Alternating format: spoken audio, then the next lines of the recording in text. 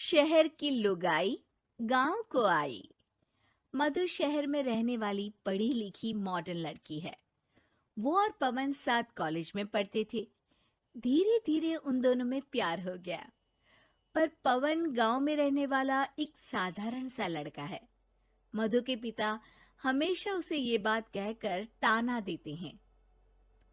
तुम वहां गांव में कैसे एडजस्ट करोगी? शादी करके तुम गांव तो चली जाओगी, पर अपनी सारी मॉडर्न सोच और चीजें यहाँ शहर में ही रख कर जाना। ये सुनकर मधु को बहुत गुस्सा आता है।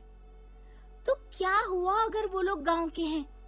मैं वहां जाकर उस घर को बिल्कुल शहर की तरह बना दूंगी। शाम होते ही मधु पवन को वीडियो कॉल करती है। अच्छा हुआ तुमने वीडियो कॉल कर लिया। हाँ, मैं तुम्हें आज अपनी माँ से मिलाता हूँ। अरे बिट्टू, क्या कर रहा है? ये क्या है? दूर करना इस टुनटुने को। जाने कौन दिख रहा है इसमें तो। अरे माँ, आपकी बहू का वीडियो कॉल है।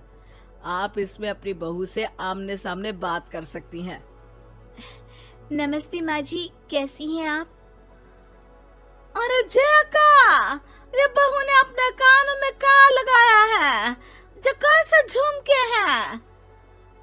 झुमके नहीं माँ जी, इन्हें ईयरफोन्स कहते हैं। इससे सामने वाले की आवाज और अच्छे से आती है। मैं आपको भी ला कर दूंगी। अरे नहीं नहीं, हमें नहीं ना चाहिए। हमारा कान बिल्कुल ठीक है। हाँ। माँ जी की ये बातें सुनकर मधु को अपने पिता की बातें याद आ जाती है और वो उसी वक्त ये ठान लेती है कि वो अपने ससुराल को एकदम मॉडर्न ससुराल बनाकर रहेगी। कुछ दिन बीत जाते हैं। पवन और मधु की शादी हो चुकी है। आज मधु का अपने ससुराल में पहला दिन है। माँ जी, मैं आपके लिए एक तोहफा लाई हूँ। अरे इतना बड़ा तोहफा! अरे क्या लाई है रे इस बड़े से बक्से में? मधु बॉक्स खोलती है। ये क्या है? ये वैक्यूम क्लीनर है। मैंने आपको झाड़ू लगाते हुए देखा तो सोचा अब आपका काम आसान हो जाएगा। अरे वाह बहू वाह, तूने मुझे झाड़ू लगाते हुए देखा तो तू मेरा हाथ से झाड़ू लेकर खुद भी तो लगा सकती थी ना। पर नहीं, तूने तुझे मशीन लाकर मेरे हाथ में दे दी कि यह काम हमेशा मैं ही करूं। ये आजकल की शहरी छोरियां बिल्कुल नहीं बदलेगी। मधु को मन ही मन गुस्सा आता है, पर फिर भी अपना गुस्सा भूलकर मधु माजी को वैक्यूम क्लीनर इस्तेमाल करना सिखाती है। अगले दिन मधु सुबह उठती है तो ये आंगन में से कैसी आवाजें आ रही हैं? मधु दौड़ती दौड़ती आंगन में जाती है और देखते ही चौंक जाती है। अरे माँ जी, ये आप क्या कर रही हैं?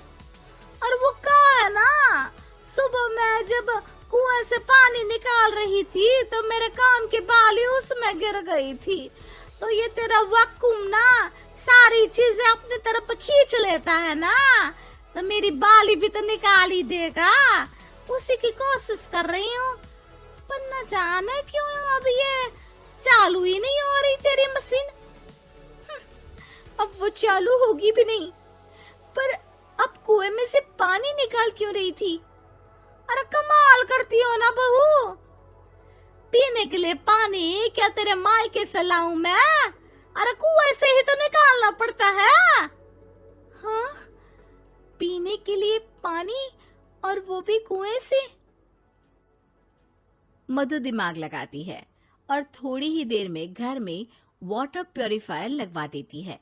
ये देखिए माँ जी, इसमें बस एक बार पानी भर देंगे तो नल में पानी साफ होकर बाहर आएगा। अरे वाह रे बहू, ये तो बहुत ही बढ़िया चीज है। रात हो जाती है। मधु जैसे ही प्यूरिफायर का नल चालू करती है तो वो अचानक से फट जाता है और सब जगह पानी पानी हो जाता है। अरे ये क्या हुआ? ये क्या हो गया? मैंने तो बस इसमें उबला हुआ पानी डाला था, ये इतनी जल्दी खराब हो गया।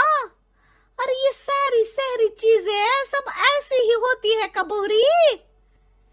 क्या आपने इसमें उबला पानी डाला था? हाँ तो फिर पानी तो तभी साफ होगा ना जब उसे उबालेंगे। ये मशीन का कोई जिन है जो हमने जो बोला वो कर देगी है? मधु को बहुत गुस्सा आता है। इस तरह तो मेरा अपने ससुराल को मॉडर्न बनाने का सपना अधूरा ही रह जाएगा।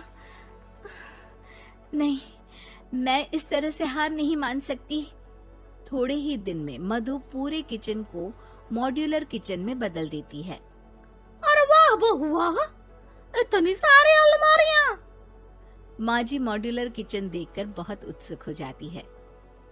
ये बक्सा का है। बहू ने शायद गलती से इसे यहाँ रसोई में रख दिया है, पर है तो ये बहुत ही बढ़िया। अगले दिन सुबह, अरे मायरी क्या हो गया? मैं तो बर्बाद हो गई। मेरी सारी पूंजी जलकर राख हो गई। राम, अब मैं क्या करूं? माँ जी की रोने की आवाज सुनकर मधु दौड़ी दौड़ी किचन में आती है और इतना धुआं देखकर घबरा जाती है। ये सब कैसे हुआ माँ जी? ये आग कैसे लगी? ये सब तेरा इस मॉड्यूलर किचन की वजह से हुआ है, और ऊपर से तूने तिजोरी जो रसोई में रख दी थी, मैंने जैसे ही अपने गहने और पैसे इसमें रखे और बाहर से इस ताले को घुमाया, ये तो 5 मिनट में ही आग बबूला होकर फट गया। अरे माँ जी, ये तिजोरी नहीं है, ये तो माइक्रोवेव है। इसमें गहने नहीं रखते, खाना गर्म करने के लिए होता है ये। और ये जो आपने घुमाया ना, ये ताला नहीं है, आपने इसके टेम्परेचर को फुल कर दिया, इसलिए ये फट गया। माँ जी और जोर जोर से रोने लगती है।